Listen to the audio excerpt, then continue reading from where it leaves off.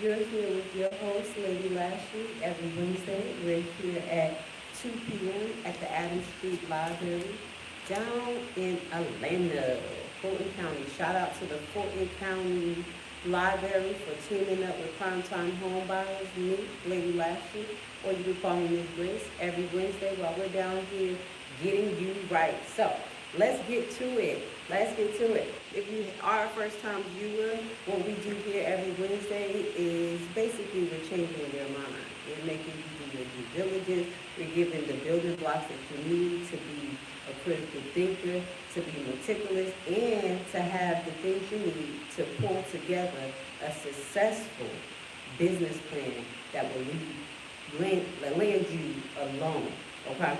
But before that, we're here to change your mind. Some of the things, let me just give me 2 minutes to be on my high heels. Some of the things that I've noticed as business owners in the last couple of years, especially us as Black business owners, I think we lacked in some particular area, and that definitely highlighted due diligence, understanding the market analyzation, what is accountability, things like that. And without these key elements, I do believe that we will not be successful owners, enhancing our longevity in whatever market that we're in, as well as enhancing our prospects of possibly getting a business loan. So, with that being said, I said, let's not talk about it, let's be about it.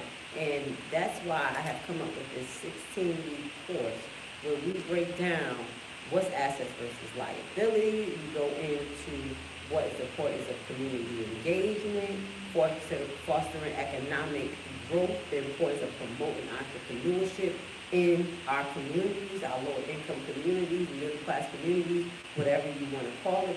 We also went into what is measuring success. Again, I highlight accountability because I do think that's something that we have to focus in on, no matter if you're in the middle class, upper class, whatever. If you want something that is successful, you have to be accountable to your goals and the people around you.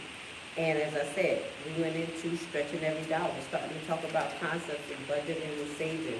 And the reason why we talked about that because we wanted to get in a few different forms that you may need or start to use right now in your personal life while you're budgeting and saving.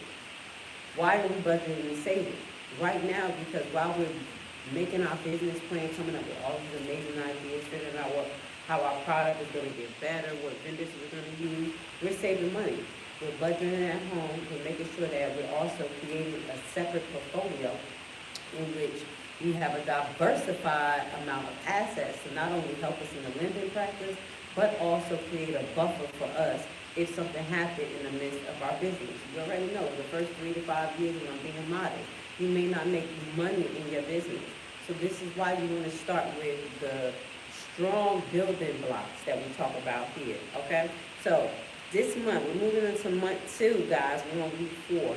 And what we're going to be expanding to now, because we talked about the foundations, the mindset of, like I told you, management, what your organization is going to look like, accountability, those type of things. Now we're going to expand it to the community. Why are we expanding it to the community? Because as business owners, we're going to be the ones that's going to be able to set the tone in our community. Also, we're going to be able to take our assets and our power that we build from our business and begin to lobby certain things in our community. This is where the power comes back into our hands when we align our business goals with our community goals, especially if we're in our community, and then we can start to govern what goes on in our community and start to acquire the assets we need.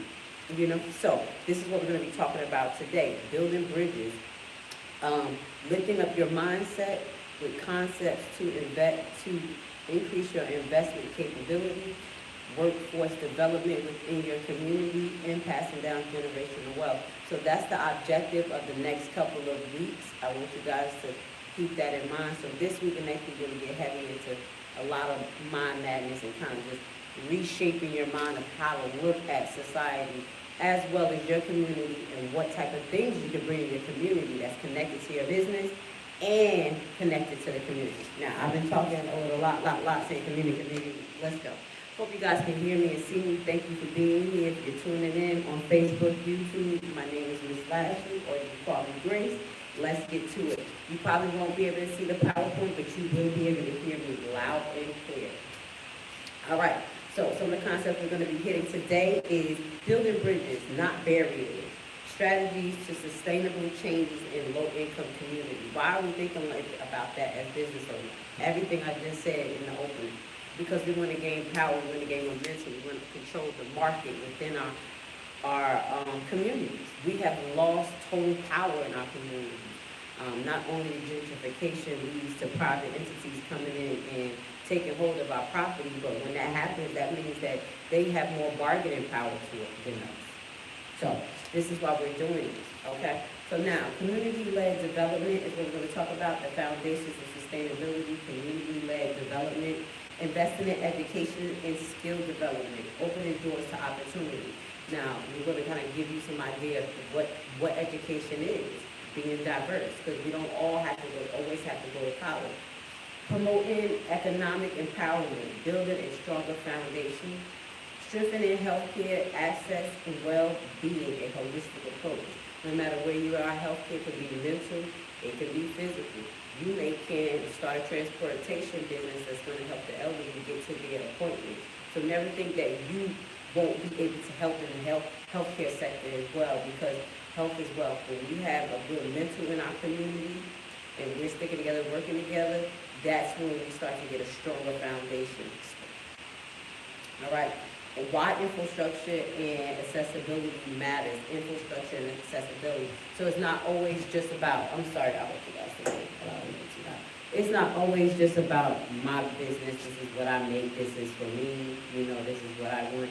You want to start looking at what your community needs. Infrastructure, what is lacking. Okay, if I buy this building, I can use it for a twofold purpose, my business and to rent. And I'm helping the community. These type of things, which falls into our last month where we're going to talk about acquiring assets. And if you don't know, I'm the owner of Prime Time Homebuyers, where I teach you how to invest in alternative real estate.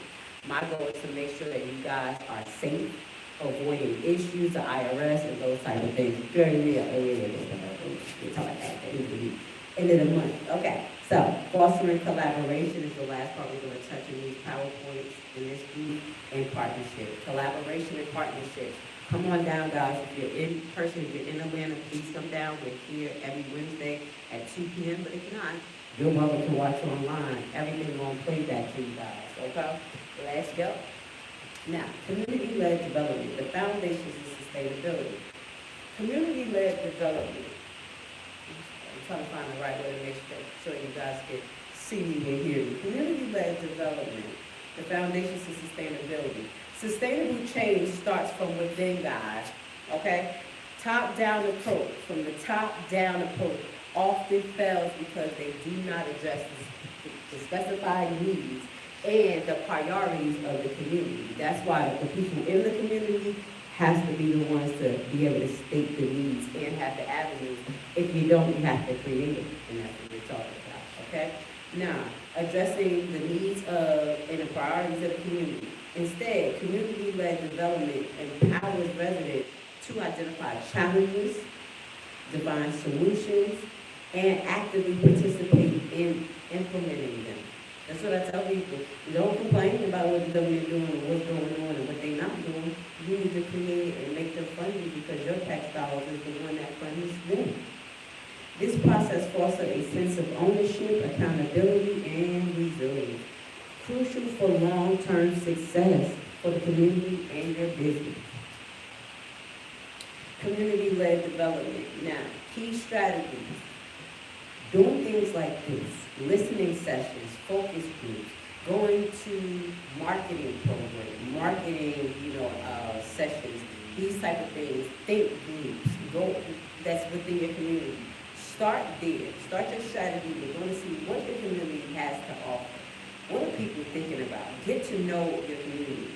So, focus groups such as, as I say, whatever field you're in, if you're into tech, if you're into fashion, you focus on those industries. You kind of get to know what's going on. Regularly hold open forums to understand what's needed in the industry or in your community, okay?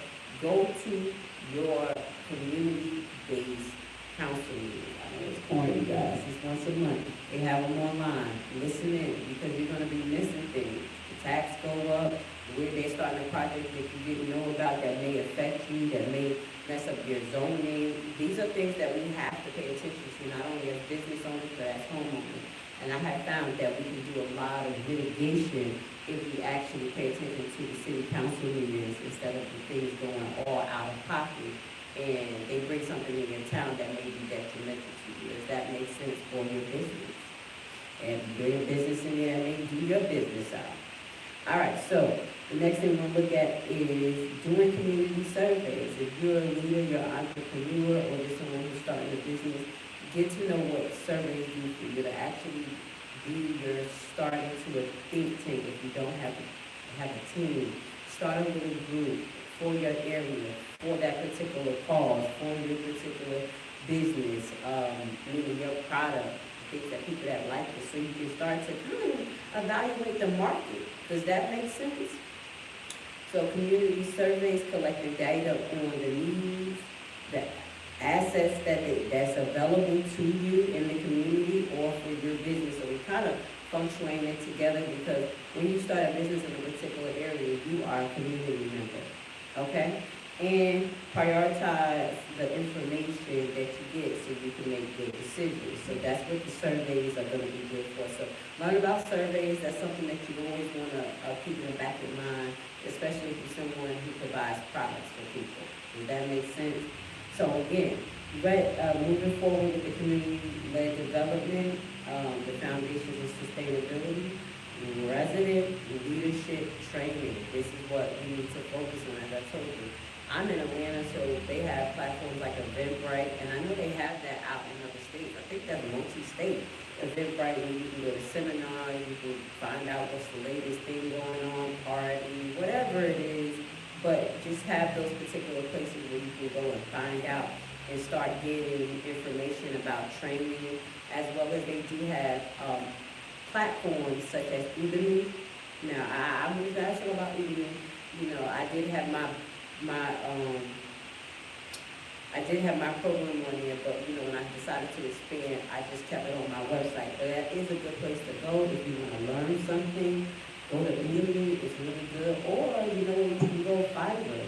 Honestly, I have had contractors on Fiverr who have taught me things like marketing, what I needed to know about marketing. You know, I paid him an extra $100, and not only did he market for me for the month, but he put a PowerPoint together and taught me how to maintain it. So these are the different places that you can go. And also, I always recommend the Small Business Administration in your town. They should have a lot of free seminars, especially out here in Atlanta. They're really good. So collaborative decision making is something that's going to be a foundation to sustainability, ensuring residents have a voice in all phases of development phases, and plans to evaluate the outcome as well. Now, this is about community as well, and I want you to keep the same concept when you're starting your business, because if you plan to expand, you have to collaborate. Everybody don't know anything. You have to have a specialist, someone that can lead you, someone who can be creative in that particular field. So collaboration is very, very important. So with that, also reevaluation. So these are the foundations of sustainability. Does that make sense? So we hit 4 things, which is listening sessions, focus groups, attending surveys, learn the importance of surveys, and community surveys, resident-led training, or community-led training, or specialist-led training. Understand the importance of that, as well as collaborative decision-making. All right. Now, investment in education, the skill development, open the doors to opportunity all the time. Now, I know we have a new generation, as well as we have a lot of new pathways of learning, and I do think that AI has done a good job for us as far as making things on demand for us and having them available. So if you're able to find learning platforms that's able to push you in a direction or get you started about learning about a concept, just know that I always push that as well. Not just general college, get started. You can get started at home, and then you can move on into the conventional form of it, okay? So key strategy, early childhood education. Start early. Expand access to affordability and quality child care and preschool programs. Why did I say that? This is what we need in our community. This is what you need in your business as well and in your household. Start early. early childhood education, early education. These are the foundational thinking blocks that we need to be successful, all right, a successful community and a successful business. Tutoring and mentor programs. Now, I'm talking about this if you don't remember. The way I teach these particular subjects is going to be around business development, personal finance development, home and saving, and community. So you'll hear me talk about each topic that I bring up, and I try to interchange all three because they feng shui together. If your home is not good, if your savings not good, if you don't got good credit, you're not going to be able to get a good loan for your business because that's the foundations of your business credit, your personal credit. So your personal credit is good. They see that you have assets. It makes you more lendable. And then on top of that, you have an amazing business plan. This is something that we want to achieve here after we finish this economic development seminar. Okay? I'm trying to stand in the park and try to see me, but maybe I'll just turn off this way. I think that would be better. So you guys see me, because if I turn this way, then my back's going to be turned to y'all. So let's go. All right. Thank you for being here, guys, who's popping in and popping out. I appreciate you guys. Again, mental building blocks that we need. So the next thing is tutor and mentorship. Supported education, supporting students that has academic challenges. Those are things that we want to hone in on. Also, we want to look where our community has shortcomings. What don't we have in our community for our kids? Recreational centers is very important again, but do we have learning centers? Do we have people who want to tutor? Do we have those type of things? So we can make sure that the immediate kids in our area are moving forward and getting an adequate education and going towards the direction that's going to not only stabilize them in the world, but help our community. Are they going to be engineers? Are they going to be mechanics? Are we going to have plumbers? Are we going to have doctors? So these are the focus-driven type of mentorship programs, tutoring that you want to provide as well. And as I mentioned, yourself as a business owner and you're doing mentorship, tutoring in your community, you're not only building a relationship and showing credibility, you're showing consistency, but you're also possibly building clientele, okay? I just told you, in partnerships, let's go. So keep in mind, vocational training is very important. These are the things that open the door. You yourself, as a business owner, I say this. I don't care if I'm starting businesses as a business, you always got to learn something. And if you have something that's technical that you know how to do, then you're going to always be able to start a business and or be employed. So I do always push back vocational training because that's not what they're pushing in our community. People who can fix cars, those type of things. You can mentor boys in the group in the area and girls who need mentorships, who want to be mechanics, and you have your own mechanic shop. These are some of the examples that I give. Again, you can do this. Start thinking about it now as you're building your business plan. Hey, I'm going to eventually do a mentorship program in 2 years because not only will it help me build my relationship with the community, but I'll possibly have people I can employ because I've trained them and I've given them recommendations of where to go. And you know, if you talk to your government officials, they may give you some type of subsidy so you can do scholarships because this is something that's needed in your community. Does that make sense? Because our tax dollars should go back to us, all right? Financial literacy programs empowering residents to maintain their finance, building assets, and achieving financial stability. This is something we want to keep in mind if they have any AI, like Word, Google programs, or get ready for AI in your community. Go and do them, especially to our people who are a little bit older, like me, that I need to go to all these AI, learn how to use ChatGPT and stuff, make my life easy. Do it, guys. It's just going to help you, all right? And that gets to my last point on this is digital literacy training. Bridging the digital divide by providing access to technology and training in essential digital skills that you may need. Does that make sense? All right, so promoting economic empowerment, building a stronger foundation. We're still moving down the way. All right, key strategies. Well, our goal is to create jobs. not only just open a business for ourselves, but we want to create jobs and create jobs possibly for our kids. In 2 weeks, we're going to get into building generational wealth, because sometimes you start a business and your kids don't want to have nothing to do with it.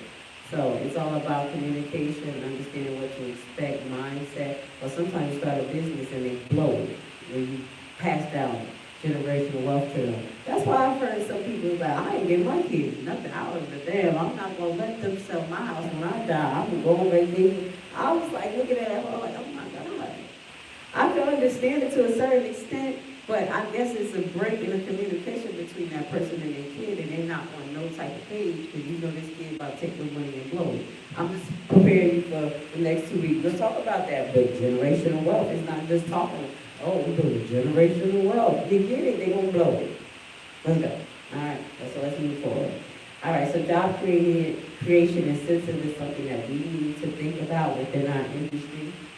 Micro loan programs, we don't keep, let's start thinking about it now. Small Business Administration has a lot of micro loan programs you can find there, as well as if you go online. They have seed investors. We'll put a few of those links at the bottom. And the seed investors, basically, these are private people who get billions of dollars and they want to invest in a business, but possibly in the industry. Maybe they're scientists and they're like, okay, I want to invest in someone who is in app development. Go and look into grant.com. Grant.com will also help you with that type of information with seed investors and lenders as well. Okay? All right, so our next thing we want to focus on outside of the micro loan program, we'll get into that later, is cooperative development. Supporting the formation of workers-owned cooperative corporate development that shares profit and decision-making power. So that's for the people who make a nonprofit organizations. So understand, when you create your nonprofit, it's not always only for you. It's for the community. I know I'm saying that. Yeah, of course. No, but people really go and just totally forget the concept of the nonprofit, and understanding that you have to set up a board, and these people are going to have their opinions, they're going to have their goals, they're going to have their initiative, and you make sure that you're picking the right people for the board based on accountability. They're going to be an asset and liability. Again, so cooperative development is something very, very important to think about when building a strong foundation to promote economic empowerment in your community, in your business. These are the concepts we're talking about. You may have not heard these before. It's not something that people talk about all the time, but I'm bringing it into your head so it can ring bells, so one day you can think about it. These are concepts that you want to keep in the back of your head while you're building your business plan, your legacy. Now, when you don't want to think about this when we totally lost control of our community. You don't just live there. This is our safe haven, okay? Now you see, now that we got ice all over the place, we realizing that our neighborhood, our people around us, is our safe haven. We got to communicate with each other. We got to know each other. We got to, those type of things. So the next thing we want to look into is living wages campaign. Yes, it's very important. Everybody can't be a business owner. So it takes us business owners, it takes us educators, it takes people who are innovative, power pushers to push the concept of minimum wage that you're dishing out is not enough. Remember, we still have to push that to this day because inflation is so high. Okay? And we have our children and our next generation that's coming up. We want to make sure that they have a living wage. We're not just thinking about just us. So this is something we have to think about and petition for as business owners, as community leaders, okay? So living wage campaign, advocate for policies that ensure workers are paid their fair living wage. Why? Because if you got workers getting paid their fair living wage in your community, and you are a landlord, you know people are going to pay their rent. You know the average income is this in this particular area. If you're in real estate, that's one of the things you look at. Like, okay, what's the average income? Any average income below $50,000, $70,000, you know there's going to be some crime, things like that, But at the end of the day, that is something that you want to be mindful is a particular factor that helps to enhance your community development. How much everybody is making, how much you're attributed to the community. Does that make sense? So that's why we have to push a living wage campaign within our community and within sectors, okay? So we'd be like, strike, strike, strike. Okay, let's go.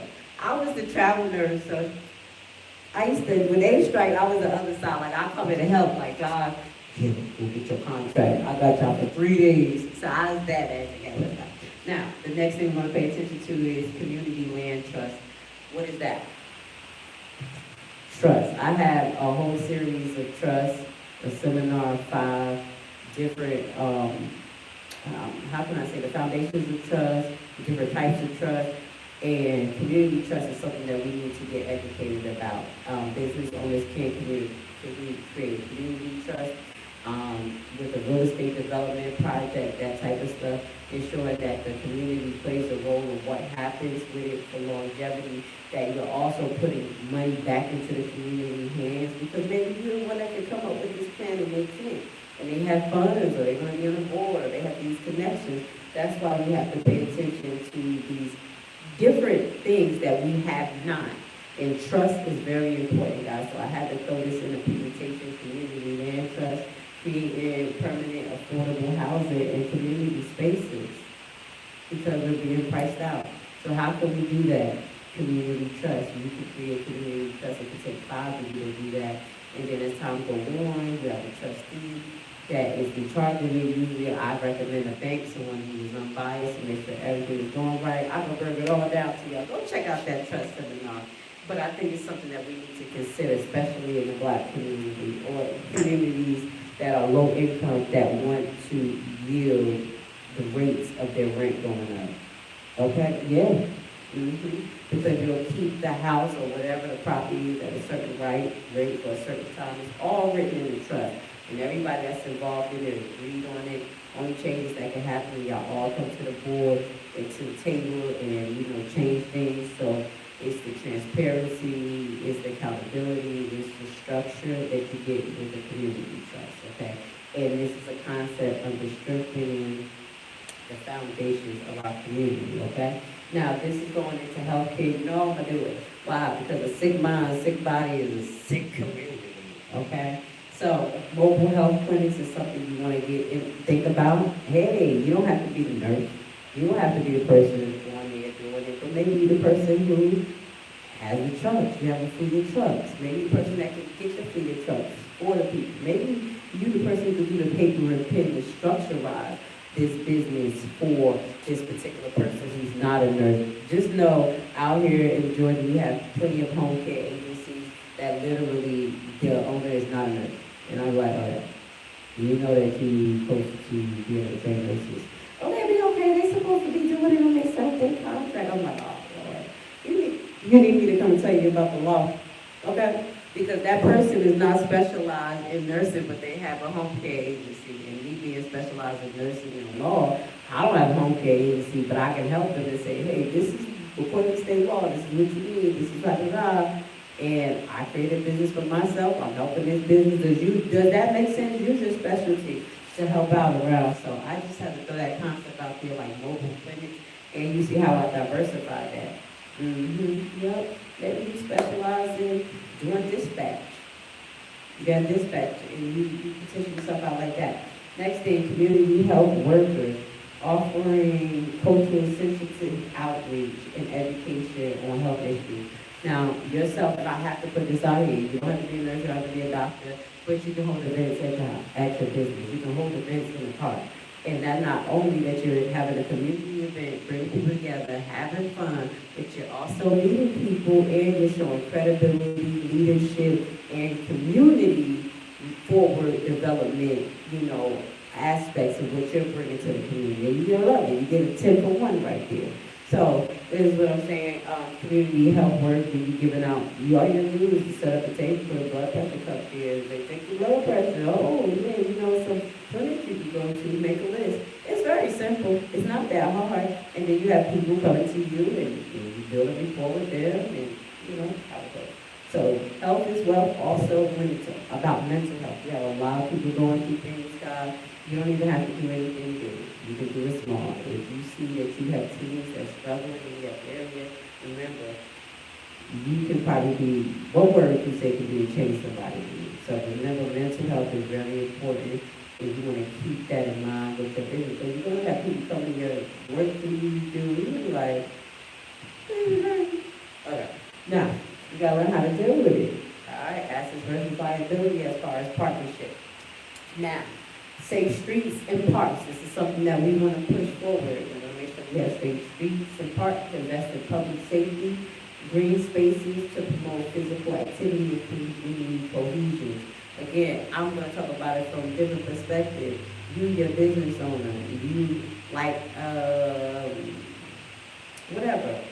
Like, they do marketing events, things like that, but then you're into health and wellness, and you want to market to people who engulf in health and wellness. There are people who, do probably meditation, people who do natural, holistic diets, passive workouts, yoga. You want to bring these people together because you got waist trainers.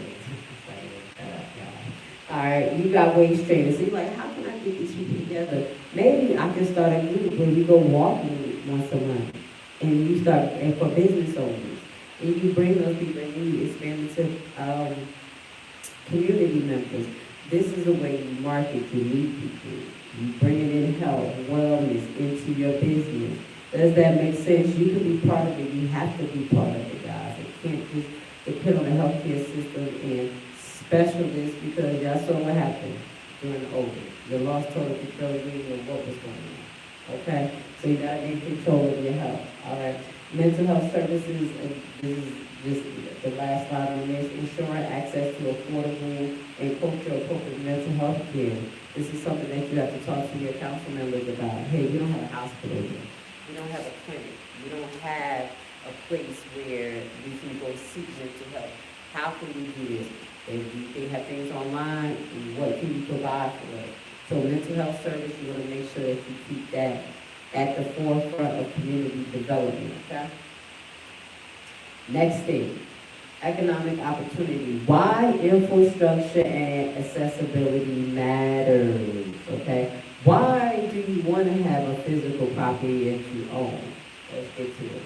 One, economic opportunity. Poor infrastructure limits the access to jobs, education, healthcare, particularly for low-income residents. Business struggle to thrive, and transportation is insufficient in a lot of those areas, and logistically things become challenging, which eventually kind of shuts people off. So economic opportunities is very important to create within the area, because it actually helps what we just talked about. This is the why. Why infrastructure and accessibility? Why? Why should I do it? Why? Why should I experience? Why should I even be thinking about this? I do it on my business. Because if you don't do it, somebody else is going to do it, and then guess what's going to happen? Your mortgage is going to go up, your rent is going to go up, because you're not in charge. Then you have the corporation that's in charge. That's why this is important.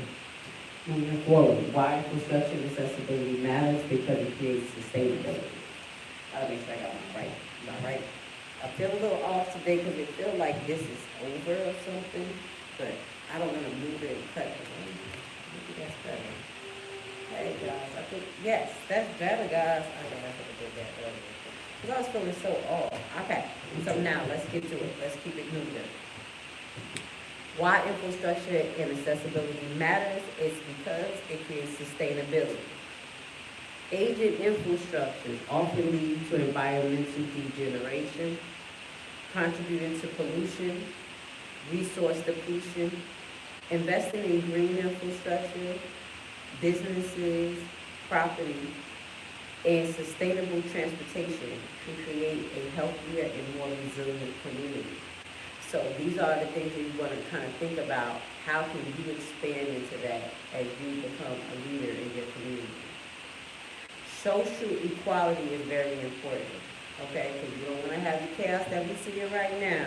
Accessibility barriers disproportionately opportunities affect vulnerable population, including elderly, people with disabilities, and families with young children. Ensuring accessibility infrastructures is a matter of social justice and is part of the sustainability, because when these people are sustained, They can move to a place where they can thrive, they can give back to the community. That mother who you help get on her feet, she's gonna be able to get a job, do what she needs to do, and pay the next daycare owner what they need. You know, be that next child in the daycare, and that child be our next president. It starts with just a drip in the ocean, okay? So public health, again, I told you that's very important. This is reliable water system, effective waste management, a safe transportation network are essential for public health. Again, what I have noticed that a lot of industries have been taken over by private sectors, Uber, Lyft, and now they're being phased out in its ways, and there's no one in the car. We have to create that. Yeah, if you don't create it, then it's going to really keep using that. I'm not using Waze, so I expect somebody to start driving a taxi cab soon. Okay, still some old school people. And these are some of the things that we have to keep in mind because they're being taken over, but not only by corporate, but by AI. Does that make sense? Now, moving forward, where we at? Okay. Now, why infrastructure and accessibility matter, transportation, public transportation expansion, we kind of talked about that. Making sure that your streets are up to par.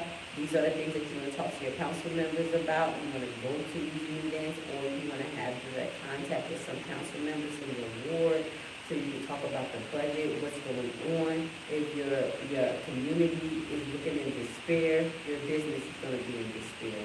Point blank, it's just not going to work. I mean, we do things online, but at the end of the day, we still, now I think today made us realize how important our community is and having connections to each other. I do think so. All right, so let's move forward. The next thing we need to pay attention to in our communities is utilities. Yes, not only how much you pay in the bills, but what utilities, what companies are coming in, water and sewer systems they're building, broadband access, those type of things, energy efficiency. What are your community doing? What are your council members planning? Why? Why is this important? Not that you only wanted to have energy efficient and lower bills, but what's going on right now, as I'm noticing, especially in Georgia, is that a lot of tech companies are coming to underdeveloped areas, and they're usually urban areas or lower income areas, and they're putting these companies there so they can make microchips. They can, how can I say, pass currency through them. Whatever project they got going on, this is what we're seeing here. Shout out to Elon Musk. And what I'm hearing is that it's causing not only the energy surge, but pollution in these particular areas, drawing out clean waters from the local residents. And that's what you need to know about as a business owner, even as a homeowner. So when I talk about energy that's coming to your area, these are the things that you want to pay attention to. Also, I always mention you guys want to get into solar and natural gas, because I do believe the change in the market is coming, that they're going to be focused on natural gas and things like that because of AI, because of oil will not be sustainable, and those type of, how can I say, the use of oil is not sustainable for the things they need to do for AI. I'm just going to be honest. And I think they need more natural-based solutions, and we're going to have to create it. Why infrastructure and accessibility? ADA compliance. Okay, that's something kind of out of our scope right now, but I'm going to move on. Hold on a second. Okay. Green infrastructure, that's kind of what we were talking about. Parks and green spaces, you guys want to make sure that we have that available for our kids, recreational centers, those type of things, places that they can go, start to congregate together, and who's going to create it but me and you. So we have to create and maintain these parks, green spaces, urban forests in our area, because we have to be good air as well. So these are things that we need to pay attention so we can lower the pollution in our area. We can also get our kids into understanding the importance of maintaining their community. So parks and green space is very important for the sustainability in our community. And this is one of the focus of infrastructure that we need to pay attention to. All right? Now, Why infrastructure and accessibility matters? Again, these are the pathways that's going to help us, one, build a strategic plan, help us build community engagement, help us also build innovative funding models, okay? I just gave you so many ideas, and you can start one business and end up somewhere else, but regardless of whatever business or area you're in, you're specialized, the most important part is that you're a leader, you're an innovator, and you're part of your community, and you're communicating with your government officials, okay? If you don't, they're going to create the laws for you. Making sure we're paying attention to technology and innovativeness, make sure it's coming to our community. Make sure that in our industry, whatever we are, our business, we're using the most innovative and cost-effective avenues. We're going to be talking about that when we talk about organization and management of your business, that part of the business plan, and data-driven decision-making. So keep in mind, when I went back to the survey, I want you guys to remember data-driven decision-making is something that's going to help you build a stronger infrastructure. You gotta know what your community needs. You gotta pay attention. You gotta be engaged, and then that's gonna get you and your community to the next level. All right, last thing in this particular PowerPoint, we're already 249.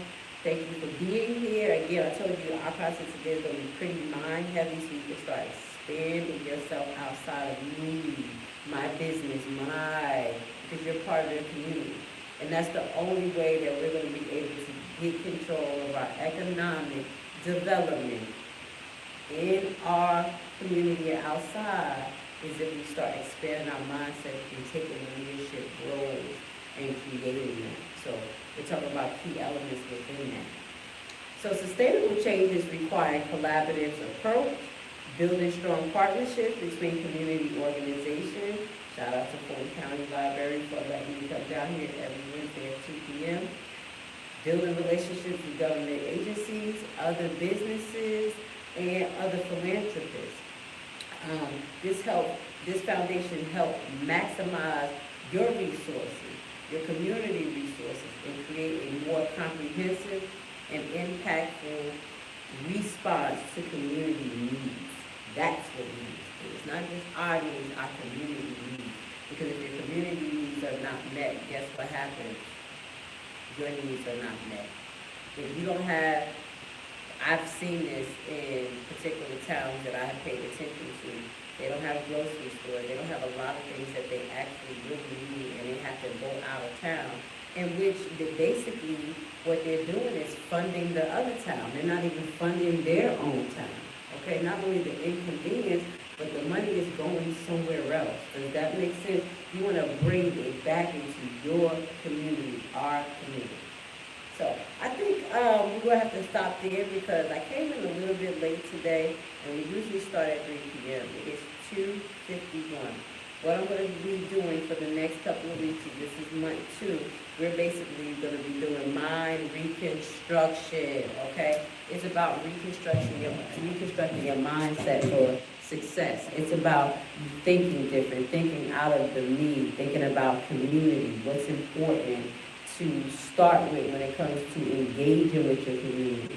3 ways to do that: holding events, representing your business, while you're branding your business, you're basically getting to know people, and you're starting to get to know what your community needs. So that's what we were talking about today: building bridges, not barriers, strategic, sustainable things that you can do to build your community's economic development.